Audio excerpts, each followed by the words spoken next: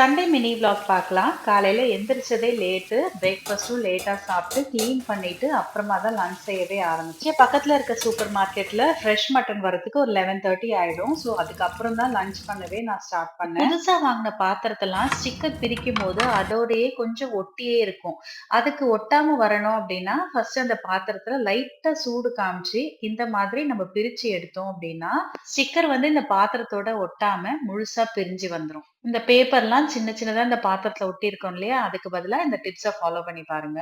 இன்னைக்கு திண்டுக்கல் தலப்பாக்கட்டி ஸ்டைல்ல மட்டன் பிரியாணி தான் பண்ண போறேன். இதோட ரெசிபி நாளைக்கு வர ஷார்ட்ஸ்ல நான் அப்லோட் பண்றேன். செக் பண்ணி பாருங்க.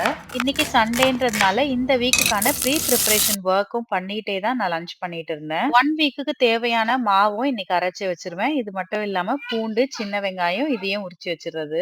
சீக்கிரமா வேலைய முடிச்சுட்டு ரெஸ்ட் எடுக்கலாம் அப்படின்னு பார்த்தா, நம்ம வீட்டு குழந்தைங்களுக்கு எப்படி தெரியும்னே தெரியாது. தூக்கியே வச்சிருக்கணுன்றாங்க. டக்கு டக்குன்னு செய்ய வேண்டிய வேலையெல்லாம் தூக்கி வச்சிருக்கிறதுனால, ஒரே கையில மேனேஜ் பண்ண வேண்டியது மாரி இருந்துச்சு. அடுத்து வரப்போற 5 நாளைக்கு என்ன லஞ்ச் பேக் பண்ணலாம் அப்படின்னு எழுதி வச்சுருவேன். இல்லன்னா ஒவ்வொரு நாளும் என்ன லஞ்ச் பண்ணலாம் அப்படின்னு யோசிச்சுட்டு இருக்கிறதுலயே பாதி டைம் போயிடும்.